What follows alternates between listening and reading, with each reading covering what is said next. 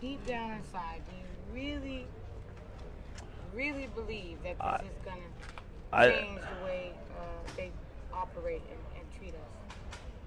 I think that what's happened in our city right now, and what happens a lot of times, is that people open the door for change to occur, but you know what? The citizens don't take they're not they don't hold themselves accountable to hold politicians accountable. So I mean, it's really in the hands of the people of the city if change is going to occur. The door is open.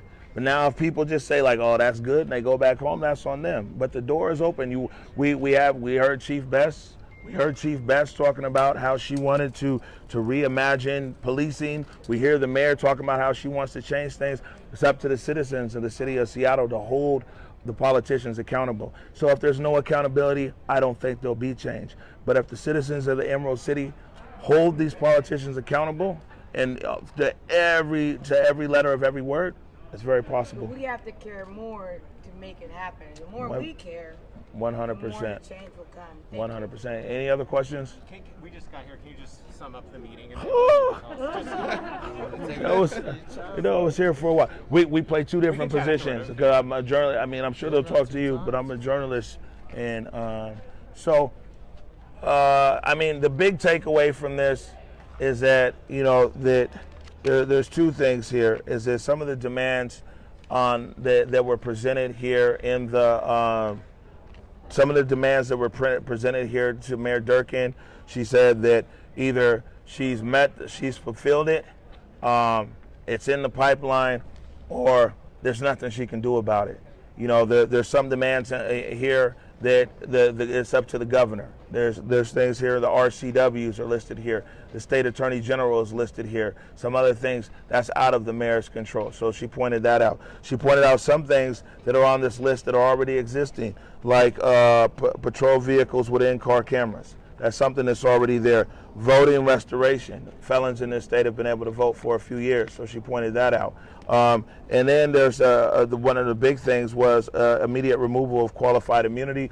She said that that's a state level. That's not a city issue, but she said that she would be supportive of somebody talking to if the people take that to Governor Inslee. She said she'd be supportive of it. That's in regards to demands. I mean, and that's what that said. But the thing is, the big thing he talked about was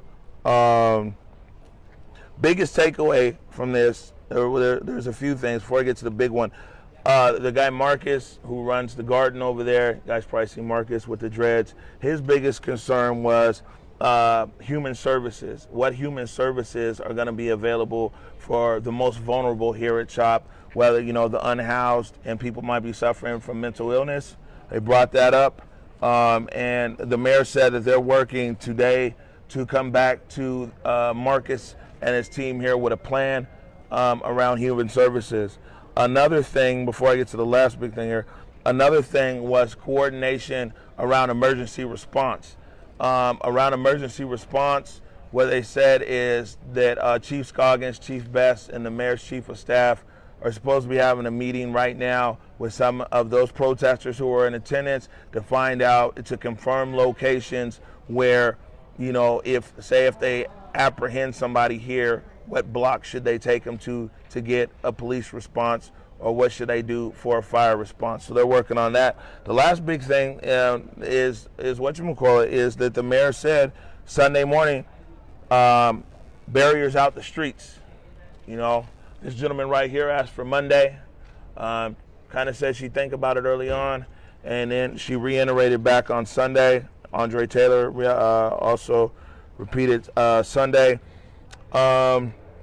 She said that as far as the barriers and barricades go, she said that, man, she didn't feel that this was a negotiation. She said that these things need to get out of the street. The neighborhood needs to reopen. She said that, echoed a lot of concerns for people in the community. She said that she wants to work with protesters to be able to preserve their art that's out here, and maybe like Conversation Cafe, and be able to make permanent structures in Cal Anderson Park to be able to memorialize what has occurred here, is what she said. And now, as far as specific barriers or barricades, the mayor said that she wants to, or she said she's going to, on Sunday morning, remove all barricades except for the ones that outline the footprint of the East Precinct.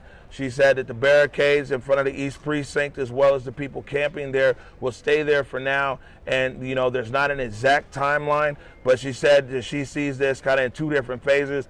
I talked to her chief of staff, reiterate that, so you guys see this in 2 different phases. She said they see it in 2 different phases, being that phase 1, they want to clear everything out the streets over here. SDOT wants to move everything Sunday morning. Parks wants to do all their stuff Sunday morning. And the barricade surrounding the East Precinct and the campers that are currently there would stay in their current position. So Sunday's the big day to start clearing out stuff. Sunday, that's what the mayor said. You know what I'm saying?